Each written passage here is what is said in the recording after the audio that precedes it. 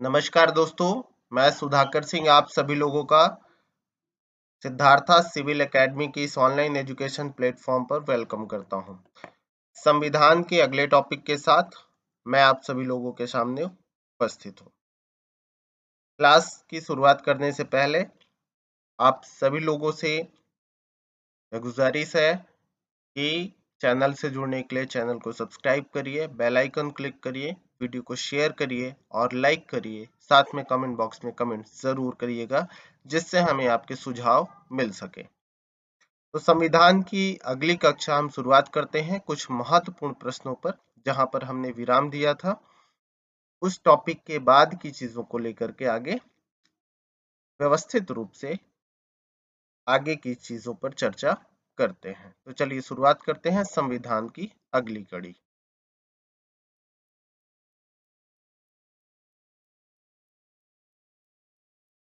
अगला टॉपिक आपका है राज्य विधानमंडल एवं मंत्रिपरिषद। राज्य विधानमंडल पर नजर डालें तो भाग 6 के अंतर्गत राज्य विधानमंडल के संबंध में प्रावधान किए गए हैं। अनुच्छेद 168 से लेकर के 212 तक आपके राज्य विधानमंडल से संबंधित प्रावधान है, जिसे आप ध्यान रखेंगे। राज्य विधानमंडल के प्रमुख अंगों में विधान परिषद, विधानसभा और राज्यपाल प्रमुख हैं। याद रखिएगा, विधान परिषद सभी राज्यों में मौजूद नहीं है। भारत में वर्तमान में 6 राज्यों में मौजूद है विधान परिषद, अन्य सभी राज्यों में विधानसभा है, तो ये भी ध्यान रखेंगे। विधानसभा की अगर बात किया जाए तो विधानसभा में अधिकतम सदस्यों की संख्या 500 हो सकती है और न्यूनतम सदस्यों की संख्या 60 हो सकती है। अपवाद के रूप में सिक्किम, गोवा और मिजोरम जैसे राज्य हैं जहां पर 60 से कम संख्या मौजूद है, तो ये भी ध्यान रखेंगे। विधानसभा अध्यक्ष की अगर बात किया जाए और उसके अधिकार तथा कर्तव्यों की बात किया जाए तो विधानसभा अध्यक्ष के अधिकार तथा कार्य वैसे ही होते हैं जैसे लोकसभा अध्यक्ष के लोकसभा में होते हैं, वही कार्य विधानसभा अध्यक्ष के विधान सभा में होते हैं। निर्णायक मत की स्थिति में प्रश्न अगर किसी विधेयक पर या प्रश्न पर पक्ष और विपक्ष में बराबर मतदान की स्थिति होती है तो निर्णायक मत, जिसे कास्टिंग वोट कहते हैं, विधानसभा अध्यक्ष करता है। सदन तथा राज्यपाल के मध्य संपर्क स्थापित करने का माध्यम आपका विधानसभा अध्यक्ष ही होता है। सदस्यों हेतु योग्यता की बात किया जाए तो विधानसभा के सदस्यों की योग्यता में भारत का नागरिक होना चाहिए उसे, और कम से कम 25 वर्ष की आयु धारण करना चाहिए, तो वह विधानसभा के सदस्य के रूप में चुनाव की प्रक्रिया में शामिल हो सकता है कोई भी व्यक्ति। विधान परिषद पर नजर डालते हैं दोस्तों।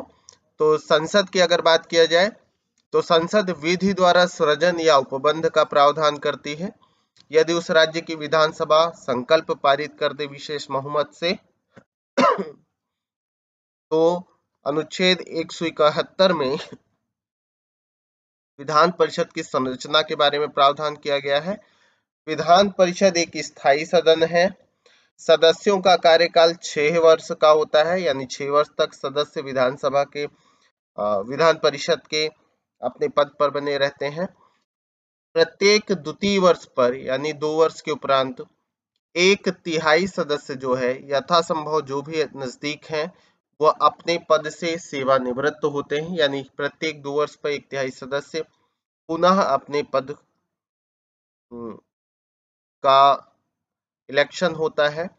इलेक्शन की अगर बात किया जाए तो अप्रत्यक्ष चुनाव की प्रक्रिया के द्वारा होता है, एकल संक्रमणीय मत प्रणाली द्वारा। अगर यहाँ पर ध्यान दें तो सदस्य संख्या की अगर बात करें तो विधानसभा के सदस्यों की कुल संख्या का 1/3 भाग विधान परिषद में हो सकते हैं। किसी भी दशा में 40 से कम विधान परिषद में सदस्य नहीं होंगे, यह प्रावधान किया गया है आपका। सदस्यों के निर्वाचन पर एक नजर डालते हैं तो 5/6 सदस्यों का अप्रत्यक्ष रूप से निर्वाचन होता है। आनुपातिक प्रतिनिधित्व पद्धति के अनुसार एकल संक्रमणीय मत प्रणाली द्वारा 1/6 सदस्य राज्यपाल द्वारा विशेष क्षेत्रों से मनोनीत किए जाते हैं, यानी उन्हें सीधे अपॉइंटमेंट किया जाता है राज्यपाल द्वारा। राज्य की मंत्रिपरिषद के संबंध में एक नजर डालें तो अनुच्छेद 163 में राज्य की मंत्रिपरिषद का प्रावधान किया गया है, जिसमें कहा गया है कि राज्यपाल को सलाह और सहायता देने के लिए एक मंत्रिपरिषद होगी, जिसका प्रधान मुख्यमंत्री होता है। अनुच्छेद 164 एक क्या कहता है, मुख्यमंत्री की नियुक्ति राज्यपाल द्वारा, और जबकि अन्य मंत्रियों की नियुक्ति मुख्यमंत्री की सलाह पर राज्यपाल द्वारा की जाती है। अन्य मंत्रियों की नियुक्ति मुख्यमंत्री की सलाह पर राज्यपाल द्वारा की जाती है। मंत्रिपरिषद के मंत्रियों की कुल संख्या पर अगर विचार किया जाए तो मुख्यमंत्री सहित उस राज्य की विधानसभा के सदस्यों की कुल संख्या का 15% से अधिक नहीं हो सकता है, परंतु 12 से कम नहीं। राज्य की मंत्रिपरिषद सामूहिक रूप से विधानसभा के प्रति उत्तरदायी होती है। जैसे आप सभी लोग जानते हैं कि केंद्र की मंत्रिपरिषद सामूहिक रूप से लोकसभा के प्रति उत्तरदायी होती है। जिस प्रकार से लोकसभा केंद्र में जनता का सदन है, उसी प्रकार से राज्य में कह सकते हैं कि विधानसभा आपका जनता के सदन की तरह प्रतिनिधित्व करता है, क्योंकि इसके सदस्यों का चुनाव डायरेक्ट इलेक्शन के द्वारा किया जाता है। विधानसभा सदस्यों की एक संख्या पर नजर डालें तो आपके जम्मू कश्मीर में 107, यानी पीओके में 24 और प्लस 83 की स्थिति में। ये सबसे बड़ी बात है कि आपको याद रखना है कि यूपी की विधानसभा में 403 है, जो सर्वाधिक है। इसके बाद अगर राजस्थान की बात करें तो राजस्थान में 200 सदस्य, गुजरात में 182 सदस्य, बिहार की अगर बात करें तो 243 सदस्य, और मध्य प्रदेश में 230 सदस्य होते हैं। इस प्रकार इस चित्र के माध्यम से आप अन्य जगहों के विधानसभा के सदस्यों को देख सकते हैं। जैसे अगर बात किया जाए तो सिक्किम में 32, याद रखिएगा, गोवा में 40, ये सब 60 से कम है अपवाद स्वरूप जो बात किया गया है। इसके अलावा नॉर्थ ईस्ट में आइए तो कुल मिलाकर के बात किया जाए तो वर्तमान में आपका सिक्किम में 32 और गोवा में 40 विधानसभा के सदस्य मौजूद हैं, यानी वो 60 से कम हैं 2 स्थानों पर। पुदुचेरी में याद रखिएगा 33, पुदुचेरी में भी 40 से कम है, ये भी ध्यान रखेंगे 33।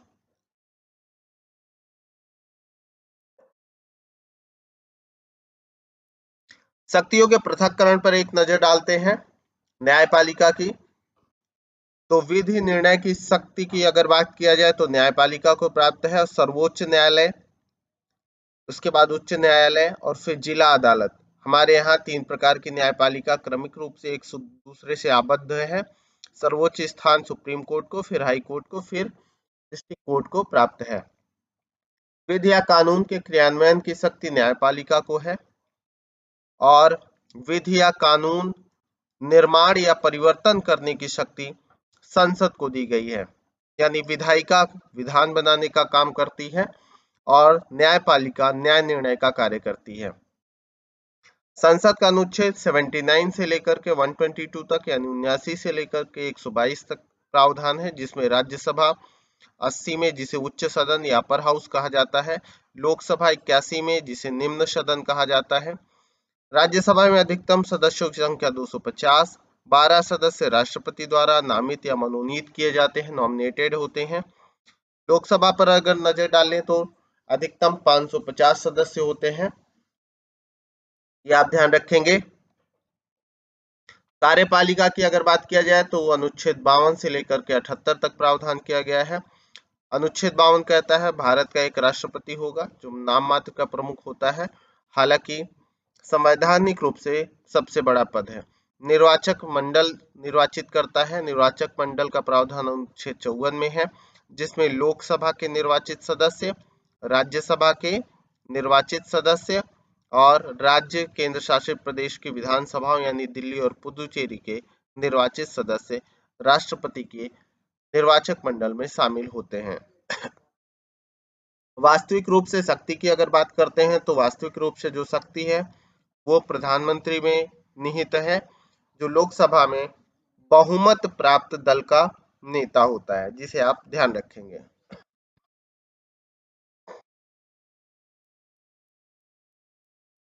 राज्य की कार्यपालिका पर एक नजर डालते हैं तो संविधान के भाग 6 के अंतर्गत अनुच्छेद 153 से लेकर 167 तक इसका प्रावधान किया गया है। राज्यपाल की बात करें तो अनुच्छेद 153 कहता है राज्य का संवैधानिक प्रमुख केंद्र तथा केंद्र सरकार के प्रतिनिधि के रूप में राज्यपाल नियुक्त होगा। इसकी नियुक्ति राष्ट्रपति के मुहर लगे आज्ञा पत्र द्वारा होगी। अनुच्छेद 155 कहता है इसका कार्यकाल सामान्य रूप से 5 वर्ष का, किंतु वास्तव में राष्ट्रपति के प्रसाद पर्यंत यह पद धारण करता है, यानी pleasure of the president hold the office. मुख्यमंत्री की बात करें तो राज्य का वास्तविक प्रमुख विधानसभा में मुख्यमंत्री पर अगर नजर डालें तो राज्य का वास्तविक प्रमुख होता है, विधानसभा में बहुमत दल का नेता होता है, जिसकी नियुक्ति राज्यपाल द्वारा अनुच्छेद 164 के तहत की जाती है। राज्यपाल के प्रसाद पर्यंत यह पद धारण करता है विधानसभा में बहुमत रहने तक, ये आप सभी लोग ध्यान रखेंगे। मंत्रिपरिषद की बात करें तो राज्यपाल को सहायता और सलाह देने के लिए एक मंत्रिपरिषद होगी, जिसका प्रमुख मुख्यमंत्री होगा। आर्टिकल 163 में यह प्रावधान है। मंत्रियों की नियुक्ति राज्यपाल द्वारा मुख्यमंत्री के परामर्श से की जाती है। मुख्यमंत्री के त्याग पत्र देने के साथ ही मंत्रिपरिषद अपने आप भंग हो जाती है। इसी प्रकार से केंद्र में भी प्रधानमंत्री के त्याग पत्र देते ही आपकी केंद्र की मंत्रिपरिषद भंग हो जाती है। जिस प्रकार से केंद्र में आपका महान्यायवादी होता है, उसी प्रकार से राज्य में एडवोकेट जनरल या महाधिवक्ता होता है। राज्य का सर्वोच्च विधि अधिकारी होता है, लीगल ऑफिसर होता है अनुच्छेद 165 में, जिसकी नियुक्ति राज्यपाल द्वारा की जाती है। कार्यकाल निश्चित नहीं है, राज्यपाल के प्रसाद पर्यंत वह पद धारण करता है।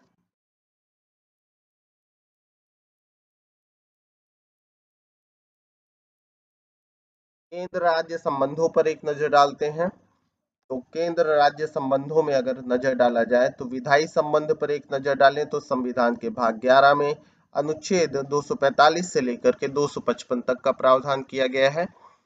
अवशिष्ट विधायी शक्तियां संघीय संसद को प्रदत्त की गई हैं।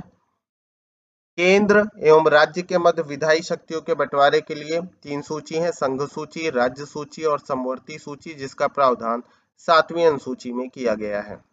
अनुच्छेद 249 कहता है राज्य सूची के विषयों के संबंध में संसद की विधायी शक्तियों का उल्लेख किया गया है 249 में।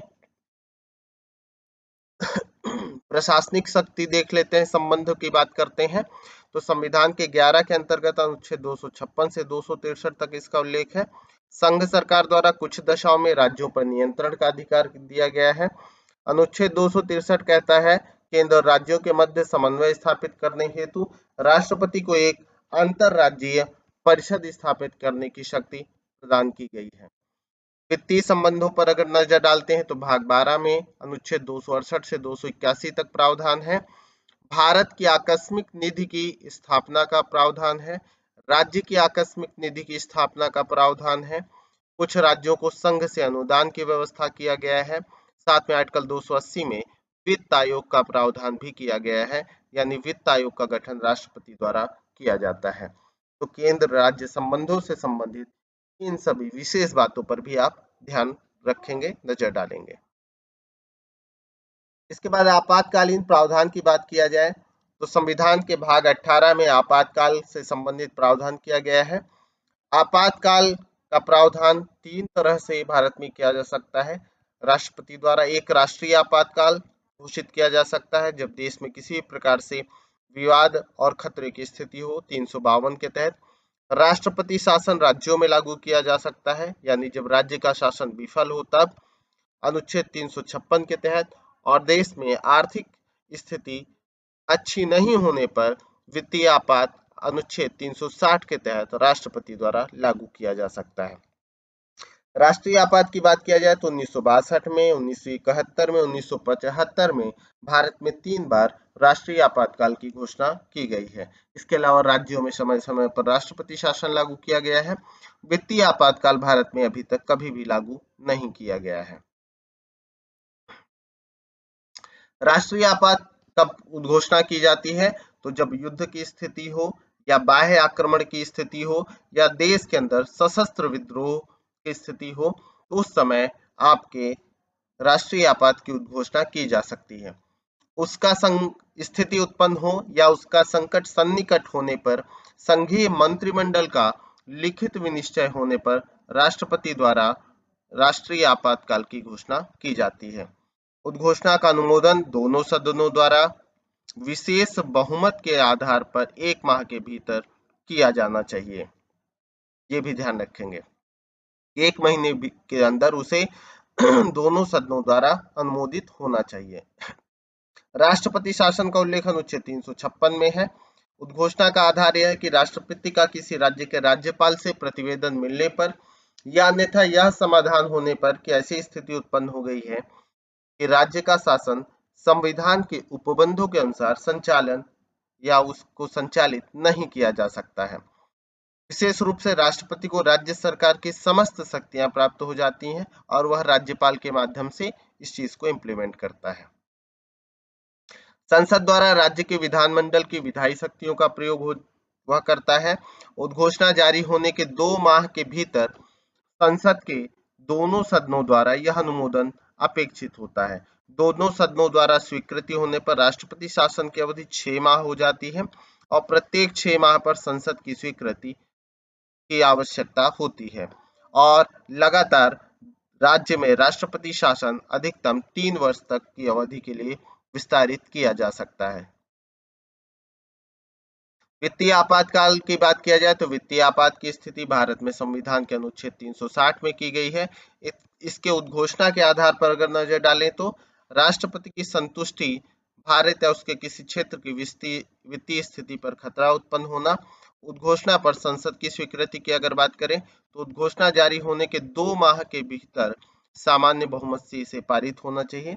आपात की अवधि की अगर बात करें तो अनिश्चित काल के लिए तब तक प्रभावी रहता है जब तक पश्चातवर्ती उद्घोषणा द्वारा वापस न की जाए। प्रावधान राज्य के सभी मामलों पर केंद्र का नियंत्रण होता है, विशेष रूप से भारत में कभी भी लागू नहीं किया गया है। जैसा कि मैंने आपको बताया है कि भारत में कभी भी वित्तीय आपात की स्थिति लागू नहीं हुई है। वित्त आयोग पर एक नजर डालते हैं तो आपके संविधान में, भारतीय संविधान के अनुच्छेद 280 में वित्त आयोग का प्रावधान किया गया है कि भारत राष्ट्रपति द्वारा प्रत्येक 5 वर्ष पर एक वित्त आयोग का गठन किया जाएगा जो केंद्र के टैक्स पर, करों पर, राज्यों की हिस्सेदारी से संबंधित मामलों पर और कुछ अन्य वित्तीय मामलों पर सुझाव देगा। प्रावधान राष्ट्रपति द्वारा प्रत्येक 5 वर्ष के अंतराल पर इसे गठित किया जाता है। आवश्यकता अनुसार उससे पहले एक वित्त आयोग का गठन का प्रावधान किया जा सकता है। कार्य पर बात करते हैं तो संघ और राज्यों के मध्य करों के शुद्ध आगमों का वितरण की बात करता है। अनुच्छेद 275 के तहत भारत की संचित निधि में राज्यों के राजस्व में सहायता अनुदान की बात की जाती है, सिफारिश करता है।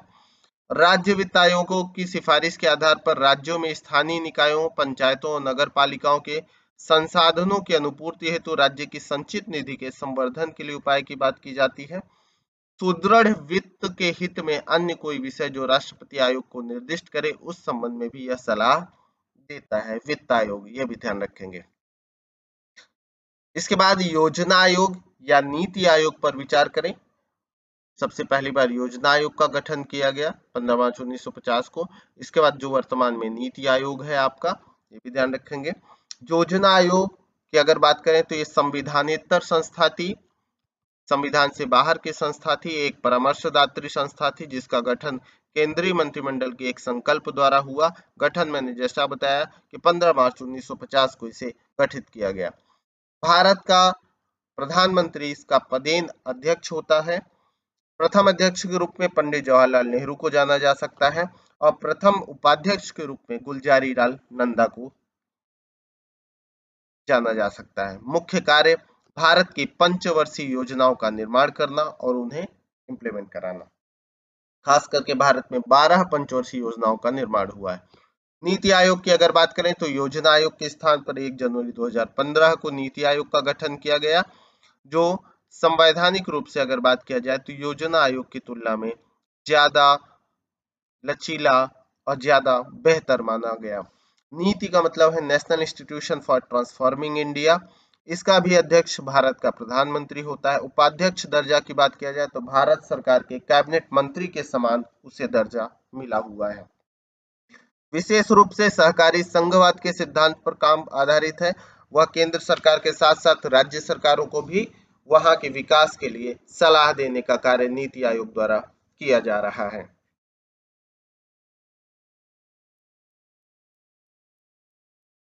लोकपाल और कानून आयोग पर एक नजर डालें तो ओम्बुड्समैन की अगर बात करें तो अंतर्राष्ट्रीय स्तर पर नागरिकों की शिकायतों के निवारण हेतु बनाई गई संस्था ओम्बुड्समैन है।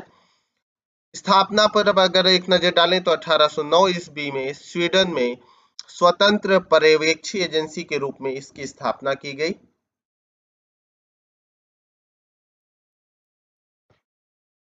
लोकपाल के नाम वर्ष पर अगर एक नजर डालें तो वर्ष 1963 में एल.एम. सिंघवी द्वारा इसकी सिफारिश की गई और भारत के पहले लोकपाल अध्यक्ष पिनाकी चंद्र घोष थे, पीसी घोष। कुल 8 सदस्यीय पैनल बना जिसमें 4 न्यायिक सदस्य तथा 4 गैर न्यायिक सदस्य मौजूद थे। इसके बाद लोकपाल के अध्यक्ष एवं सदस्य हेतु चयन समिति की अगर बात किया जाए तो अध्यक्ष प्रधानमंत्री होता है। राष्ट्रपति द्वारा नाम निर्दिष्ट किया जाने वाला एक विख्यात विधिवेत्ता एक सदस्य हो सकता है। लोकसभा का अध्यक्ष सदस्य होगा। लोकसभा में विपक्ष का नेता और भारत का मुख्य न्यायमूर्ति या उसके द्वारा नाम निर्दिष्ट उच्चतम न्यायालय का कोई न्यायाधीश आपका लोकपाल के अध्यक्ष एवं सदस्य की समिति में मौजूद होगा। महत्वपूर्ण तथ्यों पर एक नजर डालें तो सर्वप्रथम लोकपाल संस्था की अवधारणा की कल्पना स्वीडन में की गई। भारत में 1966 में पहले प्रशासनिक सुधार आयोग का गठन किया गया। इसके अध्यक्ष थे मोरारजी देसाई। केंद्र में लोकपाल तथा राज्यों में लोकायुक्त नामक कानूनी संस्था की स्थापना की सिफारिश मोरारजी देसाई ने की। ऐसा व्यक्ति जो भारत का मुख्य न्यायमूर्ति है या रहा है या उच्चतम न्यायालय का कोई न्यायाधीश है या रहा है, योग्यता रखता है लोकपाल का अध्यक्ष होने की। अध्यक्ष और प्रत्येक सदस्य अपने पद पर बने रहेंगे कार्यभार ग्रहण करने की तारीख से 5 वर्ष अथवा 70 वर्ष की आयु तक, जो भी पहले हो।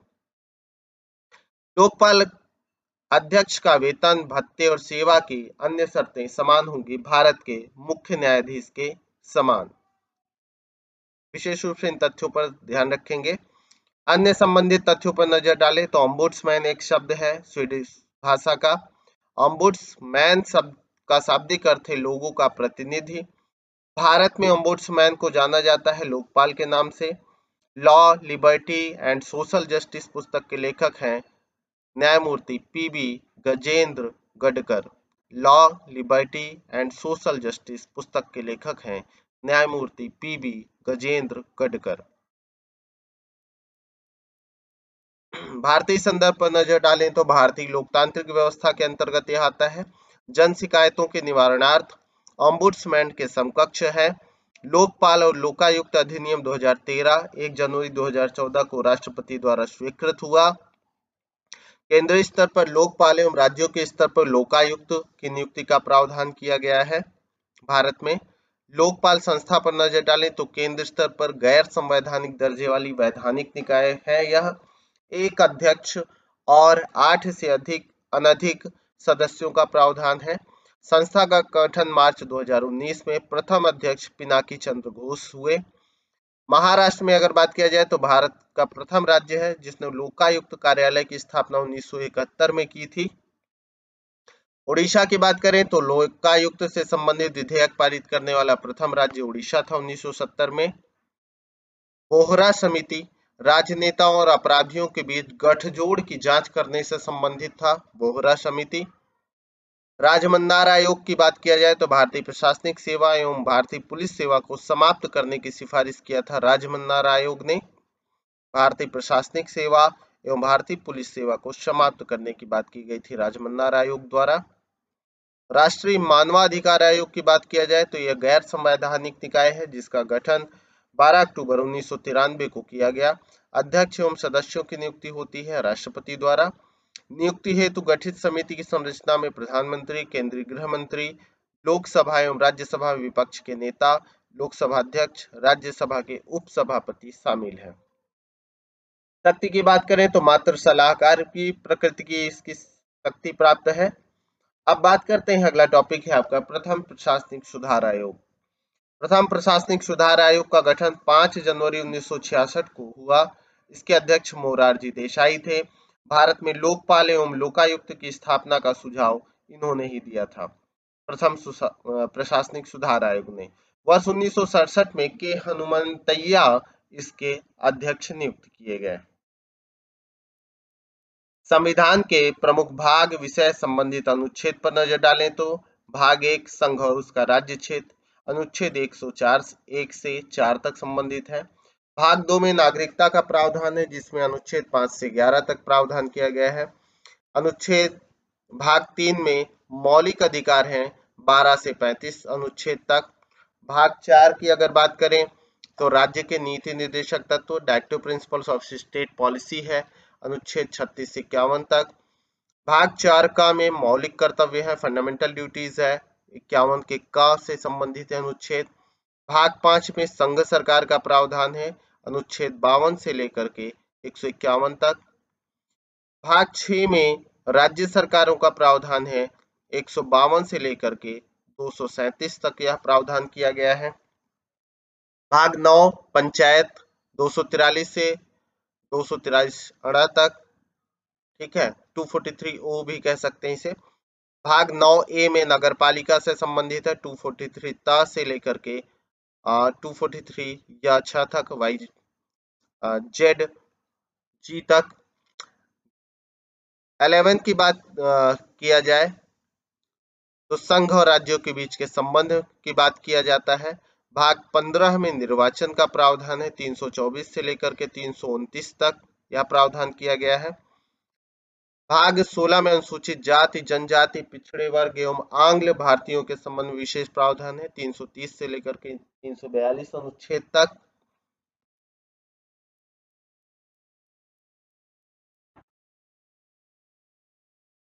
भाग 16 की बात किया जाए तो अनुसूचित जाति, जनजाति, पिछड़े वर्ग एवं आंग्ल भारतीय संबंधों के संबंध विशेष प्रावधान है। भाग 17 में राजभाषा का प्रावधान है, अनुच्छेद 343 से लेकर 351 तक। भाग 18 में आपातकालीन प्रावधान है, 352 से 360 तक, अनुच्छेद 352 से 360 तक। भाग 20 में संविधान संशोधन का प्रावधान है, अनुच्छेद 368 में। यह विशेष रूप से आप सभी लोग ध्यान रखेंगे। अन्य विविध बातों पर कुछ नजर डालते हैं। लोकसभा अध्यक्ष अपने निर्णायक मत का प्रयोग कब करता है? जब टाई की स्थिति हो, यानी दोनों तरफ एक बराबर मत पड़े हो, तब उसे कास्टिंग वोट कहा जाता है या निर्णायक मत कहा जाता है। आम चुनाव के बाद नवनिर्वाचित सदस्यों को शपथ कौन दिलाता है? तो प्रोटेम स्पीकर दिलाता है। प्रोटेम स्पीकर की नियुक्ति कौन करता है? तो लोकसभा के संदर्भ में राष्ट्रपति और विधानसभा के संदर्भ में राज्यपाल करता है। लोकसभा का अध्यक्ष अपना त्यागपत्र सौंपता है लोकसभा के उपाध्यक्ष अध्यक्ष को। भारत में स्थानीय स्वशासन पर एक नजर डालते हैं। तो स्थानीय स्वशासन की शुरुआत भारत में लॉर्ड रिपन के द्वारा की गई है, जिसे भारत का में स्थानीय स्वशासन का पिता कहा जाता है। स्थानीय स्वशासन की अगर बात किया जाए तो शहरी स्थानीय स्वशासन और पंचायती राज की व्यवस्था का प्रावधान है स्थानीय स्वशासन में। पंचायती राज व्यवस्था में अगर बात किया जाए तो बलवंत राय मेहता समिति 1957 में इसका सुझाव हुआ था, जिसके आधार पर 3 स्तरीय पंचायती राज व्यवस्था को भारत में अपनाया गया है। इसी कारण से इसे पंचायती राज का शिल्पी भी कहा जाता है, बी आर मेहता को। जिला स्तर पर जिला पंचायत, ब्लॉक स्तर पर ब्लॉक पंचायत और ग्राम स्तर पर ग्राम पंचायत का प्रावधान बलवंत राय मेहता समिति की सिफारिश पर किया गया है। इसके अलावा हमारे यहाँ अशोक मेहता समिति, एल एम सिंघवी समिति, पी के थुंगन समिति, ये सारी समितियां भी आपके इसी से संबंधित है, ध्यान रखेंगे। महत्वपूर्ण तथ्यों पर एक नजर डालें तो पंचायती राज प्रणाली को संवैधानिक दर्जा मिला 73वें संविधान संशोधन अधिनियम 1992 द्वारा, जो 1993 में इम्प्लीमेंट हुआ। पंचायत में महिलाओं को 1/3 सीटें आरक्षित हैं अनुच्छेद 243 घ के 3 के अंतर्गत। पंचायती राज व्यवस्था प्रभाव में आई 24 अप्रैल 1993 से। इसी कारण से 24 अप्रैल को पंचायती राज दिवस मनाया जाता है। पंचायती राज व्यवस्था से संबंधित अनुच्छेद है अनुच्छेद 243 से 243 अड़ा यानी 243 ओ तक। 2 अक्टूबर 1959 को पंडित जवाहरलाल नेहरू द्वारा पंचायती राज व्यवस्था का उद्घाटन किया गया राजस्थान के नागौर जिले में, ये भी ध्यान रखेंगे।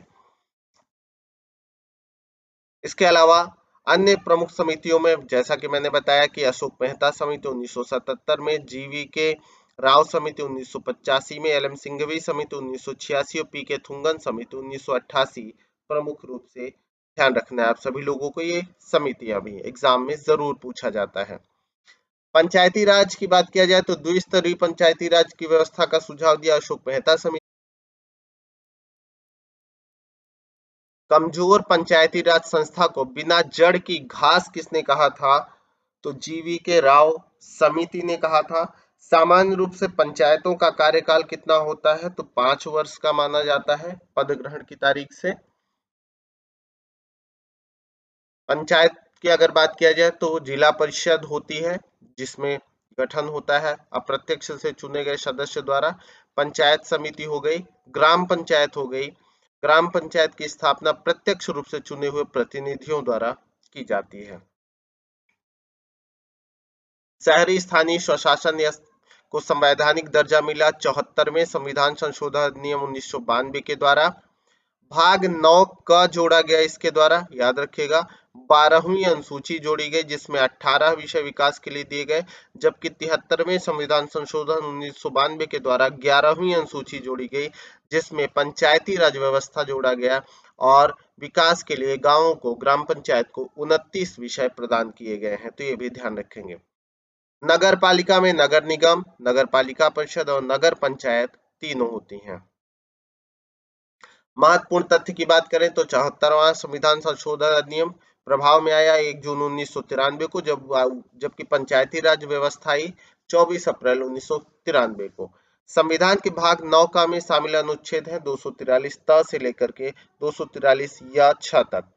भारत में शहरी स्थानीय शासन है 8 प्रकार के, जिसमें अगर देखा जाए तो नगर निगम, नगर पालिका, अधिसूचित क्षेत्र समिति, नगर क्षेत्रीय समिति, छावनी परिषद, नगरीय क्षेत्र, न्यास पत्तन और विशेष उद्देश्य के लिए गठित एजेंसियां। इस प्रकार से 8 हैं। प्रमुख रूप से नगर निगम, नगर पालिका और नगरीय क्षेत्र ज्यादा इंपॉर्टेंट हैं, इसके अलावा छावनी परिषद आदि।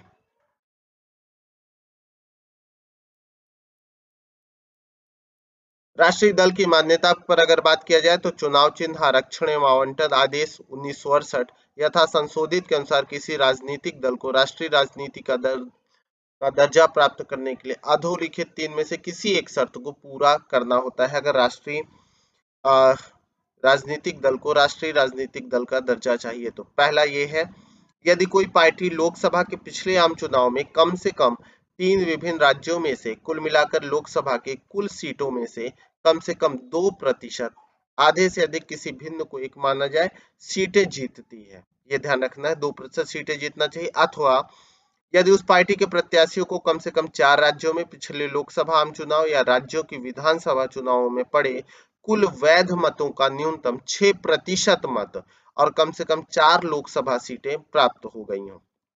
अथवा यदि कोई पार्टी 4 या 4 से अधिक राज्यों में राज्य स्तरीय दल के रूप में मान्यता रखती है तो उसे आपके केंद्र में राष्ट्रीय राजनीतिक दल के रूप में मान्यता दी जा सकती है।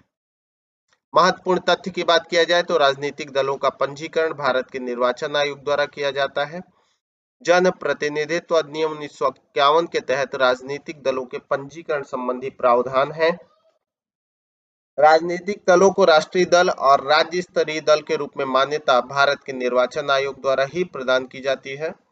52वें संविधान संशोधन अधिनियम द्वारा राजनीतिक दलों को वर्ष 1985 में सर्वप्रथम संवैधानिक मान्यता मिली, जिसके में दल बदल कानून जोड़ा गया 10वीं अनुसूची में, ये भी ध्यान रखेंगे। राज्य स्तरीय दल पर एक नजर डालें तो चुनाव चिन्ह, आरक्षण एवं आवंटन आदेश 1968 यथा संशोधित के अनुसार किसी राजनीतिक दल को किसी राज्य विशेष में राज्य स्तरीय दल की मान्यता हेतु एक शर्त पूरा करना चाहिए। उस राजनीतिक दल को राज्य विशेष में हुए विगत विधानसभा आम चुनाव में न्यूनतम 6% वैध मत एवं न्यूनतम 2 सीटें प्राप्त हों, या राज्य विधानसभा की कुल सीटों में न्यूनतम 3% सीटें, 2.51% से अधिक को 3% मान लिया जाएगा, या न्यूनतम 3 सीटों में से जो अधिक हो प्राप्त हो, अथवा उस राजनीतिक दल को विगत लोकसभा आम चुनाव में राज्य विशेष में न्यूनतम 6% वैध मत और राज्य की न्यूनतम 1 लोकसभा सीट प्राप्त हो, या राज्य में प्रत्येक 25 सीटों के लिए कम से कम 1 सीट या राज्य के लिए निर्धारित संख्या का कोई भाग प्राप्त हो, अथवा उस राजनीतिक दल को विगत लोकसभा या विधानसभा या आम चुनाव में न्यूनतम 8% वैध मत प्राप्त हो। यह शर्त 2011 में जोड़ी गई थी। तो इस प्रकार से याद रखेंगे। अब वर्तमान में कुल 8 राष्ट्रीय राजनीतिक दल हैं: भारतीय जनता पार्टी, भारतीय राष्ट्रीय कांग्रेस, बहुजन Samaj party, Marxwadi communist party, Rashtrawadi Congress party राकपा, Akhil Bharatiya Trinamool Congress, national people's party, Bharatiya communist party भाकपा। ये भी आप ध्यान रखेंगे। तो आज के टॉपिक को हम यहीं पर समाप्त करते हैं, फिर नए टॉपिक के साथ शीघ्र ही मिलते हैं। तब तक के लिए नमस्कार दोस्तों।